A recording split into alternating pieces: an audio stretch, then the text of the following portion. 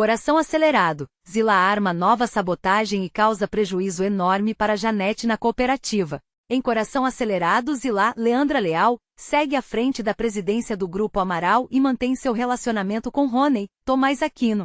No entanto, o posto de poder e o novo romance não são o bastante para apagar a memória de Alaorzinho, Daniel de Oliveira. Incomodada com a crescente proximidade entre seu ex-marido e Janete, Letícia Spiller, a empresária está disposta a infernizar a vida da própria irmã e de todos que cruzarem seu caminho. O clima pesa ainda mais quando Alaorzinho exige que Zila acelere os trâmites do divórcio. Embora mantenham contato por conta da filha, Nayane, Isabelle Drummond, o empresário é categórico ao afirmar que deseja seguir em frente e reconstruir sua vida. Essa decisão, somada à reaproximação com Janete, desperta a fúria incontrolável de Zila. O primeiro grande alvo da vilã é uma parceria promissora envolvendo Zuzanete, espaço gerido por Janete e Zuzu, Elisa Lucinda. Com o local em plena ascensão após receber atrações de peso, Alaorzinho sugere um show de Pablo Vittar por meio da empresa Alô Balada.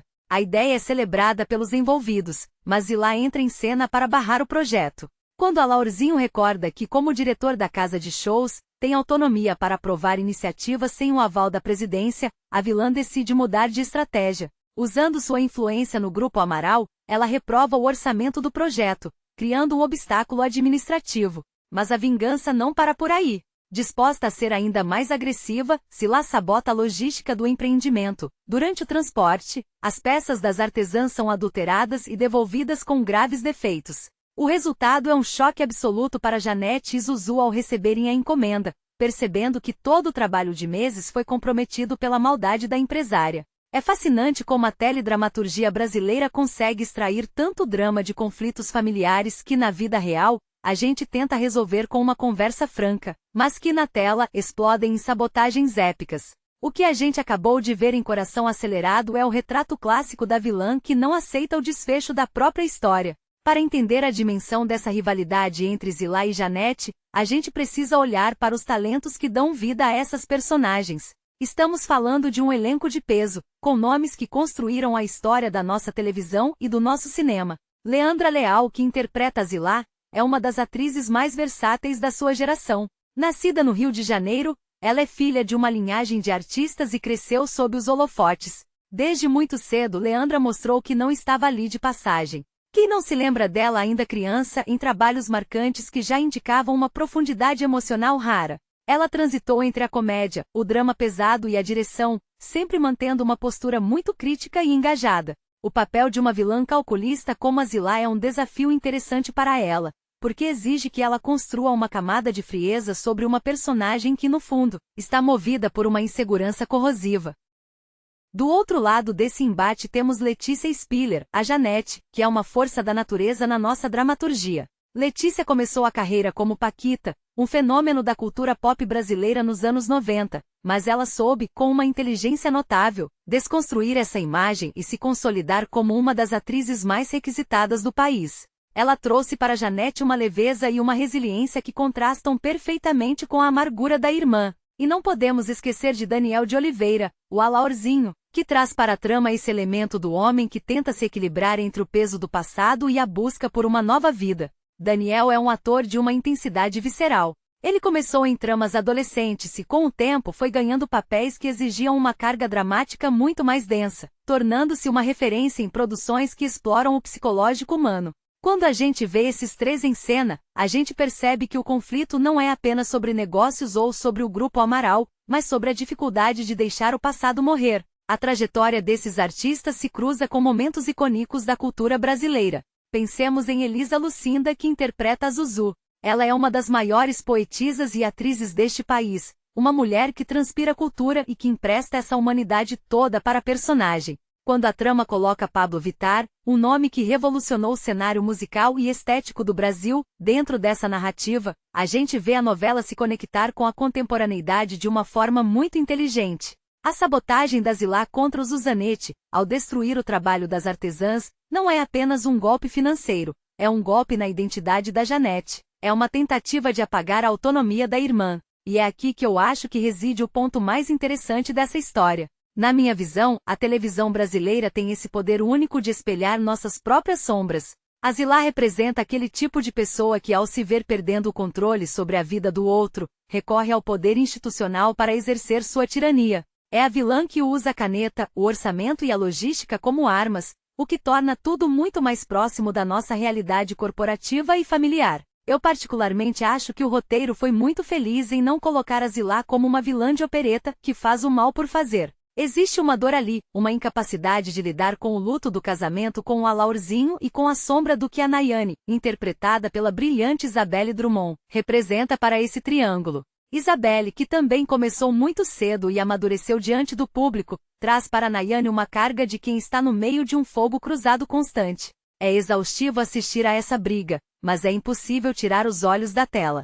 A forma como a Zilá sabota a logística da cooperativa, devolvendo as peças das artesãs com defeito, é um ato de crueldade pura. Isso me faz refletir sobre como o sucesso alheio incomoda quem não conseguiu se encontrar. A Janete e a Zuzu construíram algo genuíno no Zuzanete, algo que tem alma, e a Zilá, com todo o seu poderio no Grupo Amaral, não consegue comprar ou replicar isso. Ela tenta destruir o que não pode controlar.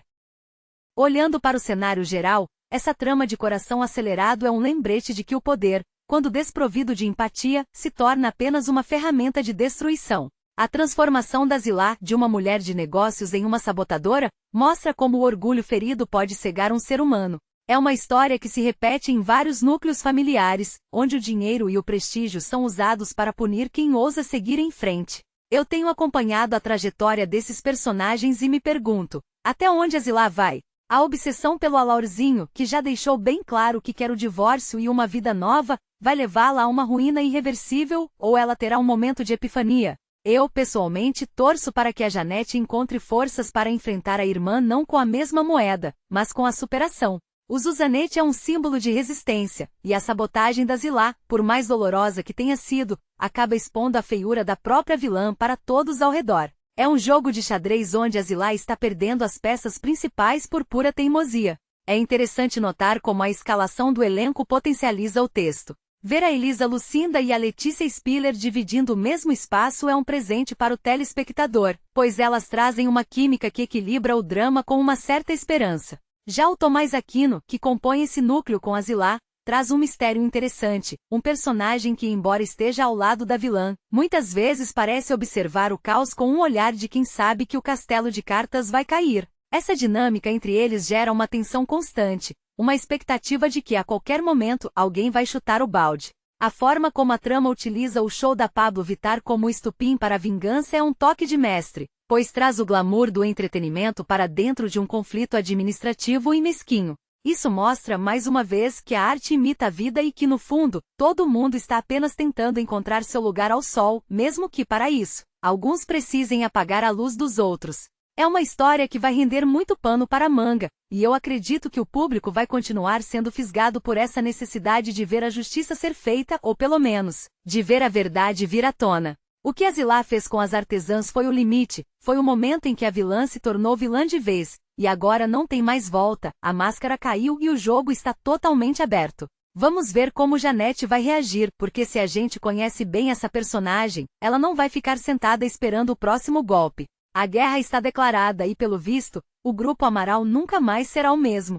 O que me fascina é ver como, mesmo em meio a tanta confusão, a essência do que é ser humano, com todas as nossas falhas, nossas ambições e nossos amores, continua sendo o motor de tudo que a gente consome na TV. É por isso que a gente continua assistindo, continua comentando e continua se deixando levar pelas emoções que essas histórias despertam na gente. A novela está em um momento crucial e, pelo andar da carruagem, a gente ainda vai ter muito o que discutir sobre os próximos passos da Zilá e a reação da Janete diante dessa sabotagem covarde. Fiquem ligados porque o desdobramento desse prejuízo promete chacoalhar todas as estruturas desse núcleo.